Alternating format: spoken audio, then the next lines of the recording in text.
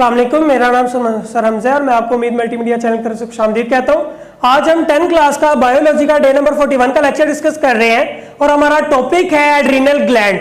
हम endocrine system के जो एंडोक्राइन ग्लैंड हैं उनको डिस्कस कर रहे थे और हमने पिट्यूटरी ग्लैंड, थायराइड ग्लैंड और पैराथायराइड ग्लैंड डिस्कस कर लिया हुआ है। आज जो हम कर रहे हैं वो है एड्रीनल ग्लैंड। एड्रीनल ग्लैंड क्या चीज होती है? अगर आप गौर करो तो ये बेसिकली हमारे पास दो अल्फाज हैं। वो कौन कौन से दो अल्फाज हैं? एक एड आता है, दूसरा रेनल आता है। रेनल क्या होता है? फिजियोलॉजी की लैंग्वेज के अंदर, मतलब बायोलॉजी की लैंग्वेज के अंदर जहां कहीं पे भी रेनल का लफ्ज यूज होगा उसके मुराद होगी हमारे पास किडनी। और एड्रेनल का मतलब होता है नियर द किडनी, ठीक है। तो एड्रेनल ग्लैंड ऐसा ग्लैंड जो किडनी के पास होता है। अब किडनी के बिल्कुल करीब में साथ जुड़ा हुआ होता है। कैसे? यहां पे अगर आप देखो तो इस तरीके से हमारे पास ऊपर एक झोंपड़ी टाइप बनी होती है किडनी के बिल्कुल ऊपर, जिसको एड्रीनल ग्लैंड कहा जाता है। ये बेसिकली हमारे पास एड्रीनल ग्लैंड होता है जो किडनी के बिल्कुल ऊपर जुड़ा हुआ होता है। जैसे आपने पढ़ा हुआ है कि किडनी के दो हिस्से होते हैं मेन। कौन कौन सा? बाहर वाले हिस्से को आप क्या कहते थे? Renal cortex. और अंदर वाले हिस्से को कहते थे रेनल मेड्यूला। अब इसी तरीके से सेम हमारे पास इस ग्लैंड के भी दो हिस्से हैं। कौन कौन से? जो हमारे पास इस ग्लैंड का आउटर हिस्सा है, यानी कि बाहर वाला हिस्सा है, उसको हम क्या कहते हैं? Renal cortex. अब इस तरह हमारे पास जो इस ग्लैंड के अंदर वाला हिस्सा है उसको हम रेनल मेडोला कहेंगे। ठीक हो गया? ये हमारे पास इसके दो हिस्से हो गए हैं इस ग्लैंड के। इस ग्लैंड के कौन से ग्लैंड के? एड्रीनल ग्लैंड के। अब एड्रीनल ग्लैंड बेसिकली हमारे पास एक हार्मोन, बल्कि दो हार्मोन जोन से हैं वो डिस्कस करता है। अब इसके जो दो अलग पार्ट है, रेनल कॉर्टेक्स अपना हार्मोन रिलीज करेगा और रेनल मेड्यूला अपना हार्मोन रिलीज करता है। अब ये जो रेनल मेड्यूला है, सबसे पहले हम इसके हार्मोन जोन से है वो डिस्कस करते हैं। इसके हार्मोन कौन कौन से हैं? एक एपिनेफ्रिन और दूसरा एड्रीनालिन। एपिनेफ्रिन और एड्रीनालिन इनका फंक्शन सेम होता है। कौन कौन सा सेम होता है? अब ये बेसिकली काम करते हैं स्ट्रेस की हालत में। अगर आपकी बॉडी को कहीं से भी स्ट्रेस महसूस हो रहा है, आपके दिमाग को मैसेज मिल रहा है कि आपकी बॉडी इस टाइम स्ट्रेस में जा रही है, तो ये क्या काम करेगा? आपको वहां पे ये एपिनेफ्रिन एक हार्मोन है जो इसको रिलीज करेगा। अब एपिनेफ्रिन क्या काम करेगा?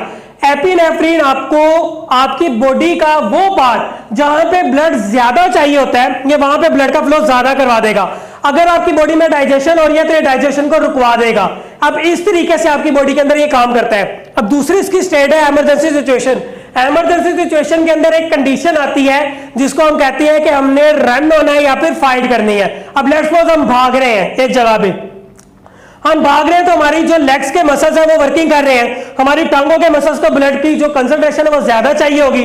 अब क्या करता है? ये जो एपिनेफ्रिन है हमारे पास हार्मोन, ये टांगों वाली साइड पे ब्लड ज्यादा भेजेगा और वो ब्लड जो आपका डाइजेस्टिव सिस्टम के अंदर यूज हो रहा है वहां पे इसकी कंसंट्रेशन कम कर देगा।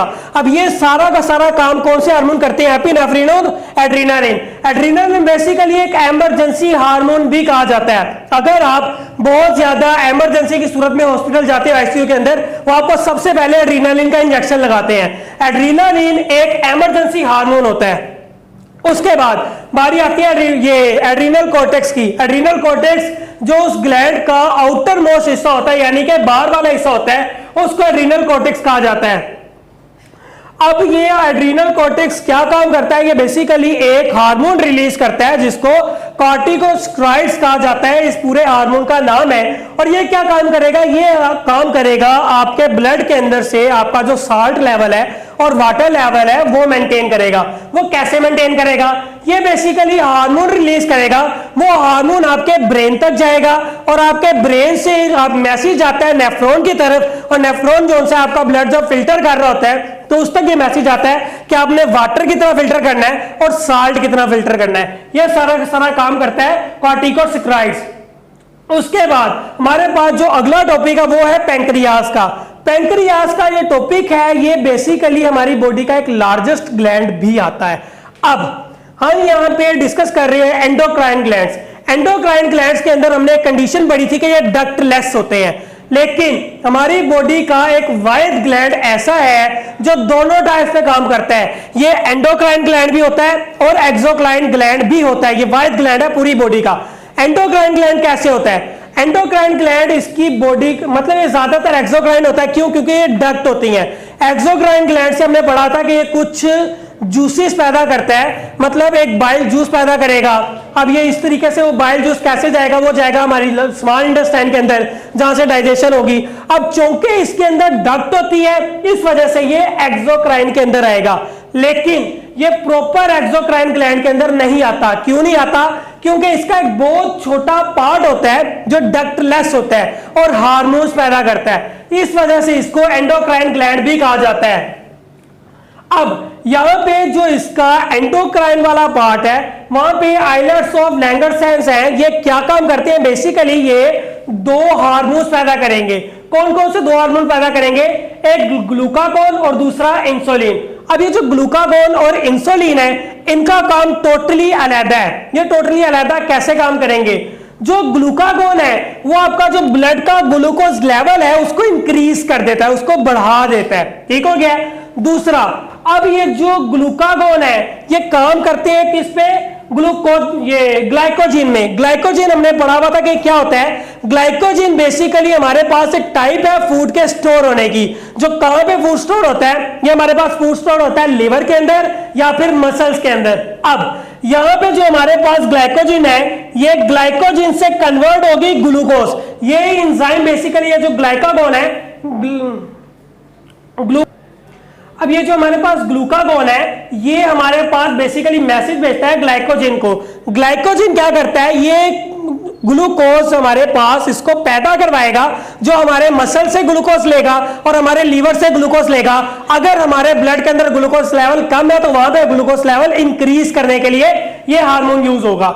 उसके बाद जो अगला हार्मोन है हमारे पास इंसुलिन का, अब ये हमारे पास ग्लूकागोन के बिल्कुल उल्ट काम करता है। उल्ट काम कैसे करता है? ये जो ब्लड ग्लूकोज लेवल है उसको डिक्रीज कर देगा और इसी तरह हमारे पास जो ग्लूकोज है उसको दोबारा कन्वर्ट कर देगा ग्लाइकोजिन में। लेकिन ये कैसे काम करते हैं? ये काम करते हैं अगर आपके ब्लड के अंदर ग्लूकोज लेवल कम है तब ग्लाइकोजिन ये क्या नाम था, ग्लूकागोन, वो काम करेगा। लेकिन अगर आपके ब्लड के अंदर जो ग्लूकोज लेवल है वो बहुत, उसके बाद जो इंसुलिन है, इंसुलिन क्या काम करता है? इंसुलिन काम करता है आपके ब्लड के अंदर से जो ग्लूकोज लेवल है उसको डिक्रीज करता है। ठीक है? अब ये टोटली इसके उल्ट काम किया है इसने। अब उसका दूसरा काम क्या है कि ग्लूकोज को ग्लाइकोजिन के अंदर दोबारा कन्वर्ट करना। अगर आपके ब्लड के अंदर ग्लूकोज लेवल ज्यादा हो गया है तो उसको आपके लीवर और मसल्स के अंदर स्टोर करवाना, क्योंकि आपकी बॉडी में जो फूड स्टोर होती है वो किस फॉर्म में होती है? वो ग्लाइकोजिन की फॉर्म में स्टोर होती है। और वो कैसे स्टोर होती है और कहां पे स्टोर होती है? उसके स्टोर होने के जस्ट दो पार्ट होते हैं, मतलब दो हिस्से होते हैं, वहां पे वो स्टोर होती है, एक लीवर के अंदर और दूसरा मसल्स के अंदर। इसके बाद जो इंसुलिन है, यहां पे आपने एक डिसीज पढ़ी है जिसको हम डायबिटीज कहते हैं, डायबिटीज मेलाइटस। ये क्या होता है? अगर आपकी बॉडी के अंदर ब्लड जो ग्लूकोज लेवल है वो बहुत ज्यादा हो जाएगा तब भी आपको डायबिटीज हो सकती है। लेकिन अगर आपकी ब्लड के अंदर ग्लूकोज लेवल बहुत ज्यादा कम हो जाएगा तब भी आपको डिसीज हो सकती है। अब जो ब्लड ग्लूकोज लेवल ज्यादा होना है वो इतना खतरनाक नहीं होता as compare to blood glucose level कम होने के। जो ब्लड ग्लूकोज लेवल कम होना है वो बहुत ज्यादा नुकसानदेह होता है। अब वो ब्लड ग्लूकोज लेवल कम होगा तो वो क्या होगा? वो होगा कि आपके ब्लड के अंदर जो ग्लूकोज लेवल है वो बहुत ज्यादा कम हो जाएगी। अब वो ज्यादा जब कम हो जाएगी तो आपके जो मसल्स है वो सही तरीके से काम नहीं करेंगे और आपका लिवर सही तरीके से काम नहीं करेगा। ये हमारे पास डिसीज होती है जिसको हम डायबिटीज मेलाइटस कहते हैं और इसे उर्दू में हम ज़ियाबतीस कहते हैं या फिर शुगर कहते हैं।